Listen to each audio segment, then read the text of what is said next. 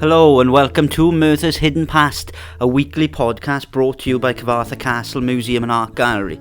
My name is Christopher Parry and I work in Cyfarthfa Castle, and this is a weekly podcast that is all about the history of Merthyr Tydfil, the town and the borough itself, but not the history that you can find out easily just by googling us or going on a Wikipedia page or anything like that.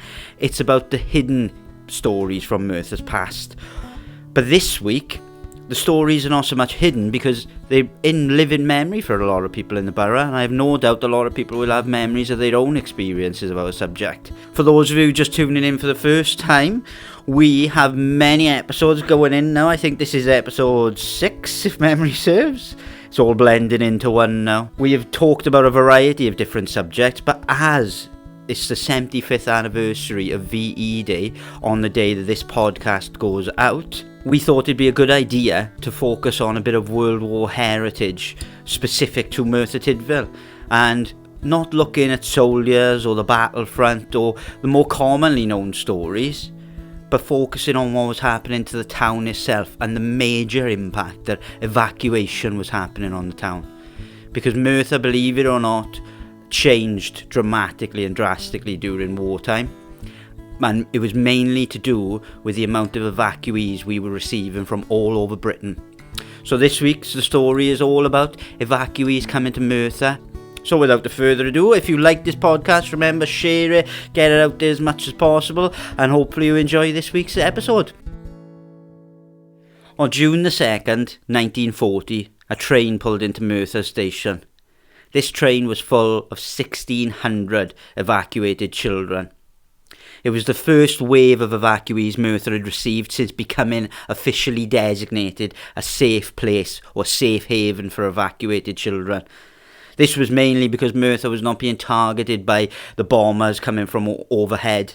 And so Merthyr's town changed to accommodate and become a reception area for children. Many years after this train journey, an evacuee named Bob Hatt came to Merthyr, and he remembered the train journey as being very crowded, many carriages, many families, and they were stopping to pick up more and more people as they went. He remembers vividly being given cold goat's milk as a refreshment on the train as well. The miraculous thing about this June the 2nd evacuation, though, from London and the surrounding areas and boroughs, was that they were being evacuated at the same time that Dunkirk was being evacuated. So on June the 2nd, the Dunkirk evacuations were still going on at the same time. So the train journeys took a drastic amount longer than they would normally, and the children would be seeing floods of soldiers coming home battered from the bays of France. When the children got off the train, the first thing they heard was the national anthem, being played by the Salvation Army brass band. Hundreds, if not thousands of people lined in the streets, all well-wishers with bunting up and everyone's clapping and smiling and trying their best to be optimistic and happy. But many of the children thought it was strange to see people crying, out of pity mainly, crying while clapping their hands and cheering as they came off the train in different groups. The first place they all went was the Miners' Hall in Merthyr Tydfil, which is a building that's still standing, but as if anyone is in Merthyr Tydfil, you know that it's seen much better days in the past. The children were all carrying bags and toys, and they made their way slowly to the Miners' Hall. When they got to the Miners' Hall, there weren't goat's milk there was tea, pop and buns for everyone. After some refreshments, the children were sent out around the borough to different reception areas where they would then be housed. So over 200 kids went down to the Gordon Lennox in Merthyr Vale to be housed. Hundreds arrived in Troedrew, and they were again greeted in all these places with streams of people lining the streets, goodwill gestures, bunting and music. So children would be going to places like the Drill Hall on Brecon Road and other buildings after the Miners' Hall, and there they would then be sent out to different houses. Ordinarily, what they would do is the billeting officer would have a list of houses that he knows he's sending these children to. So complaints arrived quite early on, particularly in the Cyfarthfa area, because the billeting officer didn't have the chance to take the children to the houses because everybody turned up at the Drill Hall and other places. to collect the kids. Seemingly, and according to the newspapers at the time, this was purely and simply because they didn't want to be forced children on them. They wanted the choice themselves. More often than not, the billeting officer would just take the children to the homes. Once they moved from the miners' hall, went to then another building in a part of the town, and then they were taken from there straight to the home. That's normally how it would work. But anyway, there was an evacuee who I got talking to via email. She contacted me quite a while ago, and Shirley, her name is, and she was an amazing woman, and she got evacuated to Merthyr Tydfil. And she remembers this picking process, being in a building, in a large building, having tea and buns and things like that with her sister and being picked. When she arrived, she was given buns and pops. And after a short time, her sister asked her to stand up on a chair, she remembered. Now, she believed that this is because she could be seen better, because she was quite a small girl, and her sister was a lot older than her at the time. And so she stood on a chair just to be seen better by the people coming in. And she remembers a lady in a fur coat and a hat. And she would then come and take her and her sister, Shirley and her sister. The lady then turned out to be a lady named Maud, Auntie Maud as she would call her, and her husband, Uncle Stan. And they lived on 42 Pont Morlus. The building is still there, it's a hairdresser's now. Shirley said, we were given daily chores to do. Washing, drying dishes, dusting, making the beds that she shared with her sister, all that type of thing. She remembers fondly going out into the countryside, having picnics where they picked hazelnuts in the woodlands around Merthyr. But tragically, her sister in 1942, so 2 years after they were evacuated to Merthyr, decided that she wanted to go back to her mother and father. She was missing her family, and she turned an age there after those 2 years where she had the choice, and she chose to go back to deal. Less than 2 weeks after she arrived back home, she was killed in an air raid. Her house exploded and she died in an air raid. Back in Merthyr, Shirley was safe and sound, and obviously devastated about her sister. But in the years to come, Shirley would spend over 4 years in Merthyr Tydfil. And again, she remembers fondly going to the cinema every Tuesday, watching Laurel and Hardy and various films like that. On Saturdays, they would always go to the faggots and peas shop. Another evacuee named Cyril also came on that day. He came from Folkestone. And on Sunday, June the 2nd, he remembers leaving about 9 o'clock and heading to Merthyr Tydfil. He remembers his new home was a miner's cottage, a type of building that he hadn't been familiar with before. He said there were 2 rooms upstairs, 2 rooms downstairs, and he remembers having to climb a stone spiral staircase to go through his foster parents' bedroom just to get to his room. Outside the back of the cottages was a row of 3 toilets without any flushing systems, which freaked a lot of these kids out because they weren't used to toilets without flushing systems. Cyril also went to school in a castle, Cyfarthfa Castle, where I work now. Education in Merthyr was a really difficult thing. So there were 2 or 3 major problems with evacuation coming straight off the bat. Is the housing situation. Firstly, the borough had to make sure that there was enough housing for local people as well as the people coming in, and that the housing they were sending these kids to was up to standard. So it was a massive thing. On the surface, it seems like people would just fill out a form, put their name forward, I'll have a kid, and then they'll turn up and that's done. See you in a couple of years when the war's over. But it couldn't be further from the truth. There was a whole team and network of people working in Merthyr Tydfil around the clock to ensure the well-being of the children. So, for example, as soon as they arrived in the town, they were given a medical examination in St. David's Church. They were given a thorough medical examination before they were sent out. Anyone with even slight symptoms of any type of illness was then put in hospital or put in a safe place to recuperate before they were housed. Then, after that, the medical officers would then make house visits to all the different areas in Merthyr. And this wasn't just a strict medical visit. They were actually looking at the quality of the houses in terms of, are they safe and healthy for the children to live in? So the medical officers were kind of reporting on the both fronts. They were looking at the housing, looking at the quality of life, and looking at the health of the child themselves. And if there were any issues, they would take them out and rehouse them elsewhere. And not only that, is the Education Committee then had to kick in. The Education Committee now had thousands of extra kids that need educating, but they didn't have new schools. So how would that work? And Cyfarthfa Castle, where I work, is a prime example of how they kind of worked the system to work for them. Because when they were evacuating, they tended to, in this early part, evacuate whole schools of people together. So, for example, when Folkestone came in different parts. There was Folkestone Girls' School, Harvey Grammar School, which was a grammar school in Folkestone, and then other schools. They would come with their teaching staff as well, and the idea would be is that they would try to keep it as normal as possible. Cyfarthfa Castle would be split up in two. So in the morning between 8 and 12, 8 and 12:45 actually, Cyfarthfa pupils would be educated.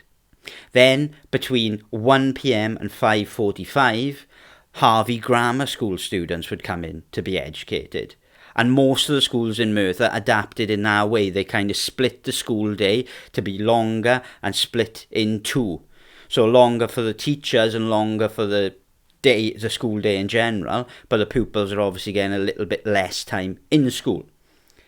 The other thing is they actually brought their own teaching staff, like I mentioned just now, and the teachers transferred over. So when the schools turned over, they weren't being taught by Cyfarthfa Castle teachers, they were being taught by the Folkestone teachers that came with them. So it was trying as much as possible to keep that balance between the education they've got and to continue with the teachers, with the network that they've already established for many years. To give you an idea of how much of a logistical nightmare this would have been and how much effort must have been put in, by the end of September, so from June to September, Merthyr's population had jumped up by 7,000.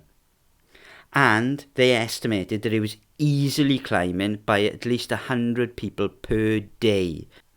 In October as well, mothers with small newborn children were arriving in the town, and people quite worryingly remember the day when over 1,000 people arrived on the train station in early October 1940. Policemen were literally carrying babies and luggage because mothers were pouring off the train absolutely exhausted after an over 17-hour train journey, crammed trains with hundreds of people on them. Now you get different opinions and views of evacuation in the town over these years. Some people remember it fondly, some people don't. It varies massively. There was one child who remembers going to school in Georgetown schools, and he remembers there was very much a rift between local kids and the kids coming in. And so they were in the playground. They would almost have factions and fight and intimidate each other from various sides of the schoolyard. And again, it's a mixed bag. But for the most part, people have got very fond memories of coming to Merthyr Tydfil and very fond memories of integrating themselves into the lifestyle here, really. From 1940, Merthyr continued to increase its population with evacuees, and our population eventually went up, they think, and they estimate, but this isn't an exact estimate, they think it possibly could be a lot higher, but they think it went upwards of 11,000 extra people in the town, all evacuated from different areas, which is a lot of people coming into what at that point was quite a depressed town. So they had to dig very deep to house and feed and clothe everyone. You often think the place they came from kind of almost was being bombed and sat back and rested on their laurels, but it was far from the case. Take Folkestone, for instance. Folkestone, the mothers and the families left behind in Folkestone were constantly trying to raise money to send to Merthyr to help their children who were here. Take, for example, they created a shoe and boot fund where they were raising money to pay for new shoes and new boots and new clothes, because obviously the kids were growing and they needed new clothes constantly, which Merthyr families couldn't afford because they had their own. And so it's things like that you don't think of, but Folkestone and the people there was very much still an active part of their kids' lives, even though they weren't seeing each other regularly. Cyfarthfa Castle became a temporary home and a temporary billet for some children as well, because we were taking kids right the way through till the end of the war. And even as late as September 1944, when people thought the evacuation would be stopped by then, Merthyr was still welcoming people. We welcomed over 300 people from Maidstone. But the problem was by that point, Merthyr was almost all out of housing for these people coming in. Luckily, when they came in, Cyfarthfa Castle was still empty because of the summer holidays. And so they extended the closure of Cyfarthfa Castle to house 300 odd kids coming in. And these kids stayed in Cyfarthfa Castle temporarily. Bob, who I mentioned earlier, Bob Hatt, when he came, he was one of the children who stayed in Cyfarthfa Castle when he arrived in 44. He arrived and he was evacuated with his mother and 2 brothers. He was 7 years old, and in the early evening he arrived in Merthyr Tydfil, and they were sent to Cyfarthfa Castle because no other houses were free. So he slept on a straw mattress on the floor inside Cyfarthfa Castle. He struggled finding a house. Well, the borough struggled finding a house because the mother was refusing to be separated from her kids, which happened often. And in various parts of the town, and depending on your opinion, this was met by either scorn or respect. A lot of people were like, oh, well, you're not making this easy for us to house you. But then she was like, no, my family means a lot. I'm sticking us together and nothing is going to separate us, really. So they were struggling finding a house for the mother and the three sons, essentially. Eventually, though, they found a house which was right on Cyfarthfa Castle's doorstep, which was one of the gatehouses at Cyfarthfa Park, which are now long gone. And Bob remembers fondly watching the steam trains puffing their way up the valley and going over the Cefn Viaduct and walking to all the local farms to pick up large churns of milk and all things like that. And many, many years later, he came back to Cyfarthfa Castle. I was lucky enough to meet the gentleman myself.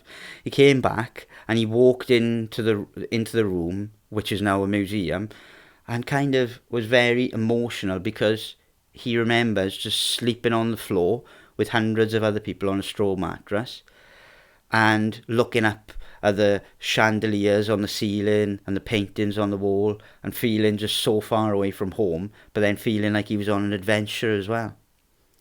He also mentioned that it's a lot smaller than he remembers, which is probably what you would expect.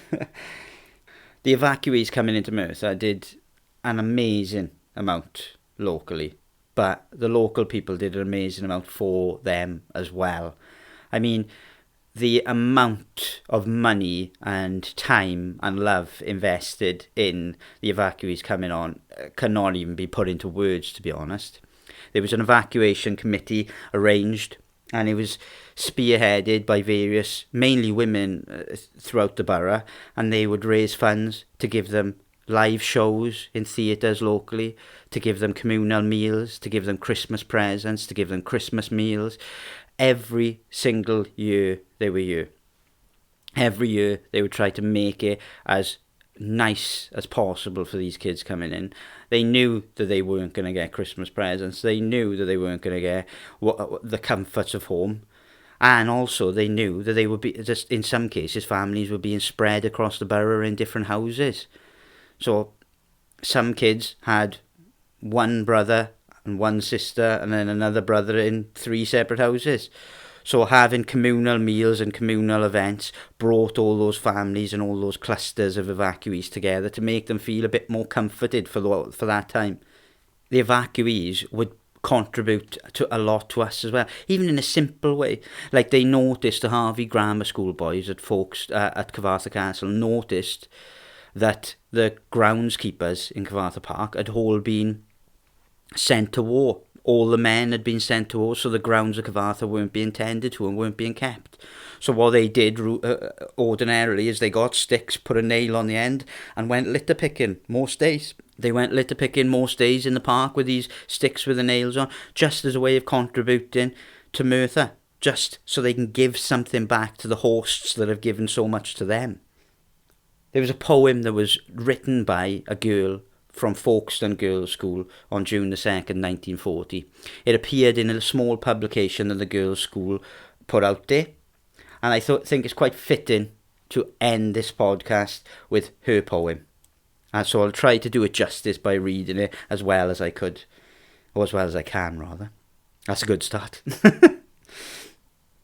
On May 20th at 9, we heard that Folkestone, for this time, must be evacuated for the region is in time of war. Far too near to France to stay, so when the train came on we jumped. With cases, gas masks, how they bumped. Our destination was to be Merthyr Tydfil, where they are free. From bombs and sirens, guns and shells, for all we'd hear would be school bells. And that brings us to the end of this week's podcast. I hope you've enjoyed finding out a little bit more about the evacuation to Merthyr. This subject, I no understatement now, is massive. And there are hundreds of examples and first-hand accounts of evacuated people from Merthyr, and way too much stuff to go into for just a 20-odd minute podcast. So hopefully you've enjoyed, but certainly go out there, go online, have a look at old newspaper websites and things like that and see what you can uncover. Thank you very much for listening, and we will be back next week, and we will be looking at any war even further back in time next week. We will be looking at a letter from the front in Gallipoli in World War I that's housed in the museum's collection. But before we get to that, we'll end this week's. So thank you very much for listening, and I'll speak to you soon. Stay safe.